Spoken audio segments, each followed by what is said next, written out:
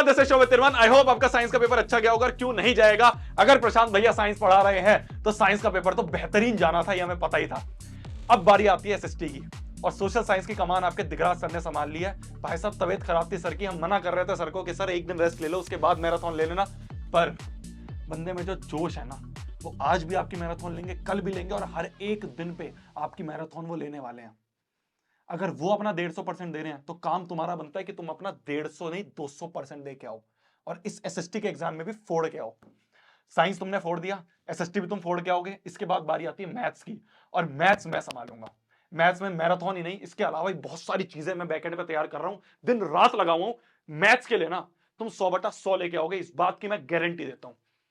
अब बात करते हैं एसएसटी की। तो एसएसटी के लिए आपकी कमान जो है दिगराज सर ने संभाल ली है। उसके साथ साथ आपको क्या चीज ध्यान में रखनी है वो आज इस वीडियो में बताने वाला हूं। जल्दी जल्दी 2x पे देख लेना क्या क्या चीजें मैं बताने वाला हूं। सबसे पहले तो खाली आप एक वीडियो देख रहे हो उससे नहीं होगा, उसके साथ साथ आपको क्या क्या रिसोर्सेज का यूज करना है जिससे कि आप एक बेहतरीन नंबर लेके आ पाओ, एक बेहतरीन आप हर चीज को समझ पाओ, वो मैं आपको बताने वाला हूं। जल्दी जल्दी बताऊंगा। उसके बाद एक होती है कि आपको थ्योरी आ गई, पर थ्योरी जो होती है ना वो होती है 60-70%। बाकी जो बचा हुआ होता है वो होता है आपके प्रेजेंटेशन, कि आप कैसे एग्जाम में लिख के आने वाले हो। वो सारे प्रेजेंटेशन की जो टिप्स हैं वो मैं आपको यहाँ पे देने वाला हूं। इसी के साथ हम इस वीडियो को समाप्त करेंगे, इसलिए जल्दी जल्दी देख लेना, 2x पे करके आप इस वीडियो को देख सकते हो। सबसे पहली चीज जो आपको करना है कि ये जो सिलेबस है, इस सिलेबस को आपको कैसे कंप्लीट करना है इसके बारे में हम बात कर लेते हैं। तो सिलेबस कंप्लीशन का हमारा क्या प्लान रहेगा? सबसे पहली चीज जो आपको दिमाग में रखनी है वो ये है कि हम हार्ड चैप्टर से शुरू करेंगे। हार्ड चैप्टर्स मतलब ऐसे चैप्टर्स जो आपको मुश्किल लगते हैं, जैसे हिस्ट्री वगैरह हो गई। इन सब चैप्टर से हम शुरू करेंगे। इससे क्या होगा, हमारा बाहरी चंक जो है वो पहले ही खत्म हो जाएगा। आप देख रहे होगे, अगर आप आसान चैप्टर शुरू में कर लो और सोचो आखिरी चैप्टर आखिरी में करेंगे, लास्ट दिन पे करेंगे, तो लास्ट दिन पे नहीं हो पाते। लास्ट दिन में वैसी इतनी हड़बड़ी हो रही होती है कि हार्ड चैप्टर्स नहीं हो पाएंगे, टेंशन ज्यादा होती है। तो इसलिए जितने भी हार्ड चैप्टर्स हैं वो स्टार्टिंग वाले गैप डेज में हम खत्म कर लेंगे। यही स्ट्रेटेजी हम मैथ्स में भी अपनाएंगे, यही आप एसएसटी में भी अपनाओ, और इसी तरह से भी आपके जो मैराथन है वो भी डिजाइन करी गई हैं दिगराज सर के थ्रू। उसका जो पूरा जो शेड्यूल है वो सर ने चैनल पे दे रखा है, मैं नीचे लिंक वगैरह दे दूंगा, उससे जाके आप उस शेड्यूल को अपना सकते हो। तो सबसे पहली चीज है कि आपको एक हार्ड चैप्टर से शुरू करना है। हर एक हार्ड चैप्टर को सबसे पहले खत्म कर लो। कैसे खत्म करना है? सबसे पहला काम है आपका कि जो भी नोट्स हैं वो डाउनलोड कर लो। नोट्स मैंने दे रखे हैं, इससे बेहतरीन नोट्स पूरे यूट्यूब पे कहीं नहीं मिलेंगे आपको। पिछले 3-4 सालों से आपके सारे सीनियर्स यूज कर रहे हैं। नीचे डिस्क्रिप्शन पे जाओगे, हर एक नोट्स का ड्राइव लिंक ले रखा है। ठीक है, तो आपका काम होगा इसको डाउनलोड कर लो, हो सके तो प्रिंट करवा लो। तो आपने क्या करा, नोट्स प्रिंट करवा लिए, नोट्स प्रिंट करवा के आपने साथ में रख लिया। इधर आप एक वीडियो देख रहे हो, या तो आप वन शॉट वीडियो देख लो सर की, या फिर जो मैराथन वो करवा रहे हैं उसको आप अच्छे से फॉलो करो। ठीक है, पूरी कंसिस्टेंसी के साथ उसको फॉलो करोगे तो वही बढ़िया है। तो आपने सामने मैराथन चला ली, सामने आपने वीडियो चला ली, और साथ में उस चैप्टर के नोट्स रख लिए। जो सर पढ़ा रहे हैं, जो चीज वो समझा रहे हैं, वो आपने देखते रहे देखते रहे देखते रहे कि हाँ यार ये है ये है ये है। कुछ चीज एक्स्ट्रा लगी तो वो नोट्स में वहीं पे नोट कर ली, वहीं पे छत पे खाली जगह होती है वहां नोट कर ली। तो अब आपके जो नोट्स हैं ये आपके एक्सटेंसिव नोट्स बन जाएंगे। जैसे ही सर का खत्म हो रहा है चैप्टर, जैसे ही वो मैराथन या वन शॉट खत्म हो रहा है, इसके बाद आप इन नोट्स के जितने भी टॉपिक्स हैं उनको याद कर लोगे। तो पहला काम, नोट्स डाउनलोड कर लिए, वीडियो के साथ साथ नोट्स को देखा, जिससे कि आपको क्या होगा, पता चल जाएगा अच्छा यार ये चीजें ये चीजें। इसके बाद आपको जितने भी उसमें आंसर्स हैं उनको एक्टिव रिकॉल के साथ याद करना है। एक्टिव रिकॉल क्या होता है? एक बार आपने पढ़ लिया, ठीक है, अब इसके बाद वीडियो बंद कर दो। अब हेडिंग पढ़ो सिर्फ, कि भाई इस चैप्टर की पहली हेडिंग ये है, इस हेडिंग से क्या क्या मेरे को याद है, मैं अपने आप में दिमाग में सोचूंगा, आंख बंद करके सोचूंगा कि हाँ ये पॉइंट था ये पॉइंट था ये पॉइंट था ये पॉइंट था ये पॉइंट था। बहुत बढ़िया। फिर उसके बाद देखो कि क्या मैंने सारे पॉइंट सही लिखे हैं। इसी तरह से दूसरा टॉपिक पे जाओ। तो आपको ना, रिवीजन का मतलब ये नहीं होता है, चीजों को याद करने का मतलब ये नहीं होता है कि आप उसको देख के पढ़ रहे हो बार बार। नहीं नहीं नहीं, सबसे बेकार मैटर है। आपको क्या करना है, आपने एक बार पढ़ लिया, अब इसके बाद आप क्या करो, एक्टिव रिकॉल करो। एक्टिव रिकॉल मतलब जो भी आपने पढ़ा उसको रिकॉल करो, दिमाग में से रिट्रीव करो कि भाई मैंने ये पढ़ा था। तो हेडिंग पढ़ी, क्वेश्चन पढ़ा, क्वेश्चन पढ़ के साइड में रख दिया पेपर, साइड में रख दिया नोट्स, और सोचा कि यार इस क्वेश्चन में ये लिख सकता है ये लिख सकता है ये लिख सकता है ये लिख सकता है। फिर वो जो पॉइंट्स है उनको वेरीफाई कर लो कि क्या मैंने सही बोले हैं पॉइंट्स, बस। फिर उसके बाद नेक्स्ट क्वेश्चन पे गए। तो आपने क्या करा, मैं वापस से आपको सारा प्लान समझा रहा हूं। नोट्स रखा, वीडियो देखी, वीडियो खत्म हुई, वीडियो खत्म होने के बाद आपने क्या करा, एक्टिव रिकॉल से सारे नोट्स को रिवाइज कर लिया। अब सारे नोट्स को रिवाइज करने के बाद आपका काम रहेगा बस और बस कि आपने एनसीईआरटी एक बार, जो भी इसके क्वेश्चंस होते हैं वो पढ़ लिए, और आपने पीवाईक्यूज पढ़ लिए। ये भी आपको मैंने नोट्स में दे रखे हैं, और साथ ही साथ मैंने एनसीईआरटी की ना एक बुकलेट बना रखी है। एनसीईआरटी बुकलेट में क्या होता है कि एनसीईआरटी के बीच बीच में से जितने भी सवाल बन सकते हैं वो मैंने उसी बुकलेट में ऊपर बना रखे हैं। देखो, जैसे कि इस चैप्टर में, डेवलपमेंट चैप्टर में क्या सवाल बन सकते हैं वो मैं छत पे बना दिए कि भाई इस पेज से जो सवाल बन सकता है वो ये बना सकता है, और उसका मैंने आंसर यहां लिख दिया। तो कुछ बच्चों को दिक्कत रहती है ना कि भैया यार मैं खाली एक वन शॉट देख लूंगा या खाली मैं मैराथन देख लूंगा, अगर चैप्टर के बीच में सवाल आ गया तो क्या होगा? वैसे तो वो सारी चीजें सर कवर करवाएंगे, बट उसके बाद भी अगर आपको एक बार देखना है तो आप ऊपर ऊपर से इस वाली पीडीएफ को गो थ्रू कर सकते हो कि भाई इस पेज में से क्या क्या सवाल बन सकते हैं, वो मैंने यहाँ बना दिए और उसी के आंसर यहाँ पे अंडरलाइन कर दिए। तो हर एक भाई बहुत हेल्प हुई थी पिछले साल बच्चों ने ना इन्हीं, ये क्या होता है, ये टॉपर्स और एवरेज स्टूडेंट को बहुत डिफरेंशिएट करती हैं यही चीजें। और टॉपर्स ने क्या करा, इस वाली बुकलेट को उठाया, इस वाली बुकलेट में से जितने भी क्वेश्चंस थे उनको एक बार गो थ्रू करा, देखा कि डायरेक्टली इस बुकलेट में से उठ के सवाल आए हुए हैं एग्जाम में। तो ये आपको बहुत काम आएगी, ये और आपकी हिस्ट्री की टाइमलाइन बुकलेट। तो हिस्ट्री की टाइमलाइन जो है बाकी चैनल्स किस तरह से देते हैं कि भाई इस डेट पे ये हुआ, इस डेट पे ये हुआ, इस डेट पे ये हुआ, रटी नहीं जाती। मैंने क्या करा, मैंने उस पूरी टाइमलाइन को स्टोरी की तरह बना दिया कि rise of nationalism in Europe पूरी स्टोरी की तरह मैंने लिख दी। पूरा पूरा आप देखोगे, एक बार पढ़ोगे आपको समझ में आएगा यार कितना बढ़िया है। पूरा मैंने अपने इस तरह से बनाया कि 1804 में नेपोलियन अंकल ने नेपोलियन कोड को पिक्चर में लाए, which took all the privileges. Mid 18th century में industrialisation begin in England but in Germany it started from 19th century which bought a second group. तो पूरा का पूरा जो चैप्टर है वो स्टोरी की तरह मैंने बता रखा है। तो क्या क्या रिसोर्सेज आपको काम आएंगे वो मैंने सारे बता दिए। एक तो नोट्स आपको काम आएंगे, एक मैराथन आपको काम आएगी, एक आपको एक्टिव रिकॉल काम आएगा, मैराथन के बाद एक्टिव रिकॉल करोगे। उसके बाद एनसीईआरटी की बुकलेट मैंने दे रखी है, पीवाईक्यूज उसमें इंक्लूडेड है। और हिस्ट्री के लिए अगर आपको टाइमलाइन डेट्स याद करने में दिक्कत होती है तो हिस्ट्री की टाइमलाइन भी मैंने नीचे डिस्क्रिप्शन में दे रखी है।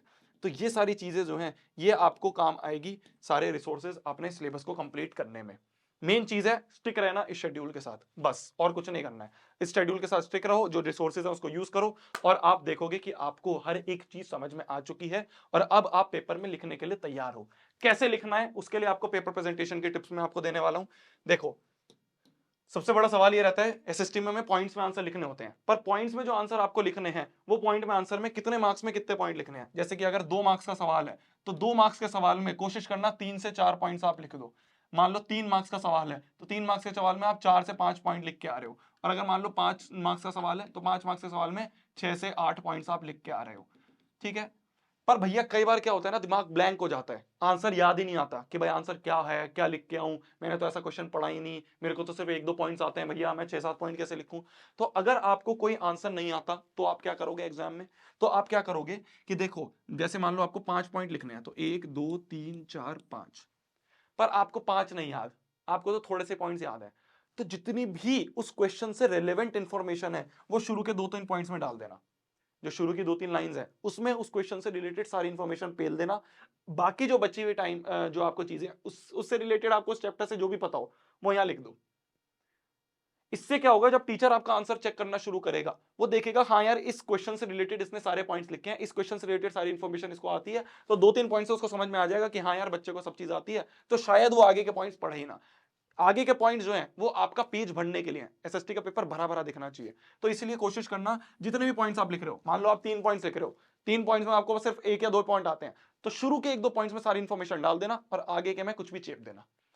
कभी भी ये मत सोचो कि शुरू के पॉइंट्स में भैया कुछ नहीं लिखूंगा, सारी चीजें आखिरी पॉइंट में लिख दूंगा, नहीं नहीं नहीं, शुरू के पॉइंट्स में सारी इंफॉर्मेशन होनी चाहिए आपकी। ठीक है, फॉन्ट साइज जो है बड़ा बड़ा लिखना, ये मत करना कि भैया मैंने तो भैया मेरी तो बहुत छोटी छोटी सी राइटिंग है, मैंने तो एक लाइन में भैया 20 वर्ड्स लिख दिए। अरे एक लाइन में 20 वर्ड लिख दिए तो आप पेज कैसे भरोगे। एसएसटी का पेपर भरा भरा दिखना चाहिए, टीचर को लगना चाहिए हाँ यार उसने एक 3 मार्क्स के सवाल में 4-5 पॉइंट्स लिखे हैं, आधा पेज भर रखा है। तो वो आधा पेज जब भी भरा हुआ दिखेगा जब आप फॉन्ट साइज बढ़ाओगे। तो अब आप जब भी प्रैक्टिस कर रहे हो, अभी आप जब भी गैप डेज में प्रैक्टिस कर रहे हो, इन गैप डेज में कोशिश करो कि आप अपनी जो फॉन्ट साइज है, जो आपकी राइटिंग का साइज है, वो थोड़ा बड़ा बड़ा लिखो। कोशिश करो एक लाइन में आपके 7-8 वर्ड्स ही आ रहे हैं, उससे ज्यादा नहीं आ रहे। क्या मेरी बात समझ में आ रही है। आगे पॉइंट पे जाते हैं। अगला पॉइंट है कि भैया रीडिंग टाइम में हमें क्या करना है। इंग्लिश में हमने रीडिंग टाइम में क्या करा था, हमने रीडिंग टाइम में जो कॉम्प्रिहेंशन है वो रीड कर लिया था। साइंस में हमने रीडिंग टाइम में क्या करा था, केस बेस्ड क्वेश्चंस हो गए, है ना, ये सारे क्वेश्चंस करे थे। इसमें हम क्या कर सकते हैं एसएसटी में, जो मेरे को लास्ट ईयर सारे टॉपर्स ने बताया, जितने भी एमसीक्यूज हैं आपके, वो सारे एमसीक्यूज आप इस रीडिंग टाइम में एक बार पढ़ लो और उनको वहीं पे सॉल्व कर दो। भैया सॉल्व कर दो, वहां पे तो आंसर टीचर ने मना कर रखा है कुछ भी टिक लगाने के लिए। मैंने कहा टिक मत लगाओ, बहुत छोटा सा डॉट लगा दो, हर आंसर के सामने ऐसे छोटा सा डॉट लगा दो, पता भी नहीं चलेगा। तो सारे एमसीक्यूज आपने क्या करे रीडिंग टाइम में सॉल्व कर दिए। तो रीडिंग टाइम में आपने पढ़ा, इससे क्या होगा, आपका टाइम बचेगा मेरी जान। रीडिंग टाइम अपने पास 15 मिनट जो होते हैं बोनस मिनट होते हैं, तो इस बोनस मिनट में सबसे पहले सारे एमसीक्यू सॉल्व कर दो, जो भी आंसर है उसके साइड में ऐसे ऐसे डॉट लगा दो, जो भी आंसर है हर क्वेश्चन के डॉट लगा दिए। दूसरा काम आप क्या कर सकते हो, केस बेस में आप क्या क्या लिखोगे वो आप अभी से सोच सकते हो। ठीक है, केस बेस्ड क्वेश्चन आपने पढ़ लिया, सोच लिया कि यार ये लिख सकता हूँ, ये लिख सकता हूँ, ये लिख सकता हूँ, एक बार हमने सोच लिया। तो ये 2 काम जो है ये आप कर सकते हो रीडिंग टाइम में। ठीक है, एमसीक्यूज और केस बेस का जो भी आंसर है, किस तरह से मेरे को फैला के लिखना है, वो सारे पॉइंटर्स आप दिमाग में रख सकते हो। अब बात आती है कि कौन सा सेक्शन भैया पहले करें। देखो एमसीक्यूज आपने सॉल्व कर दिया, ये तो आप लिख ही दो सबसे पहले, ठीक है, एमसीक्यूज वाला सेक्शन लिख दो जो आपने सॉल्व कर दिया। वो आपको पता ही है कैसे लिखते हैं कि जैसे आंसर नंबर 1 है तो आंसर नंबर 1 और मान लो इसका बी पॉइंट है आंसर, तो आपने लिखा फर्स्ट का जो आंसर है वो बी है और वो बी ऑप्शन पूरा लिख दिया। ऐसे ही मान लो आंसर नंबर 2 है तो आंसर नंबर 2 मान लो सी पॉइंट है तो सी पॉइंट भी पूरा लिखो। ये मत लिखना खाली की फर्स्ट का बी सेकंड का सी, इस तरह से नहीं, वो बी का जो पूरा का पूरा पॉइंट है वो भी लिखो, सी का जो पूरी की पूरी वैल्यू है वो भी लिखो। इस तरह से सबसे पहले तो आपने एमसीक्यूज कर दिए। एमसीक्यूज आपने कर दिए क्योंकि एमसीक्यूज आपने कर रखे थे, जल्दी जल्दी चेप दिए। अब इसके बाद आप क्या करो, अब इसके बाद आप सबसे मैक्सिमम मार्क्स वाला सेक्शन उठाओ, मैक्सिमम मार्क्स वाला सेक्शन उठाओ। क्यों भैया ये क्यों कह रहे हो आप, क्योंकि देखो मेरी जान, मैक्सिमम मार्क्स वाला जो सेक्शन है, मैक्सिमम मार्क्स वाला जो सेक्शन है, इसमें आपको सबसे ज्यादा इंफॉर्मेशन लिख के आनी है, बड़े बड़े पॉइंट्स लिखने हैं, बहुत सारी चीजें लिखनी है। तो इसमें क्या होगा, अगर आप शांत दिमाग से, शुरू शुरू हमारा माइंड फ्रेश होता है, राइटिंग हमारी अच्छी आ रही होती है। मान लो आप इसको बिल्कुल आखिरी में कर रहे हो, आखिरी में आपके पास टाइम कम बचा है, राइटिंग आपकी अच्छी नहीं रही है, आप पॉइंट्स भूल भी जाओगे, आप उल्टा सीधा लिख दोगे, कहीं का सर कहीं का पैर लिख दोगे। तो इसलिए क्या करो, सबसे पहले जाते ही एमसीक्यूज तो चेप दिए, एमसीक्यूज के बाद आप सबसे मैक्सिमम मार्क्स वाला सेक्शन उठाओ। सबसे मैक्सिमम वाला मार्क्स वाला सेक्शन आपने जो उठाया, इससे आप क्या करोगे, इसमें आप सारे के सारे जो हाई वेटेज वाले क्वेश्चंस हैं वो मार्क्स आपने पहले ही अचीव कर लिए, वो मार्क्स आपने पहले ही सिक्योर कर लिए, अच्छी राइटिंग में अच्छा अच्छा फैला फैला के लिख दिया। फिर उसके बाद उससे नीचे कम मार्क्स वाला, फिर उसके बाद उससे कम मार्क्स वाला, फिर उसके बाद सबसे कम मार्क्स वाला सेक्शन आप कर सकते हो।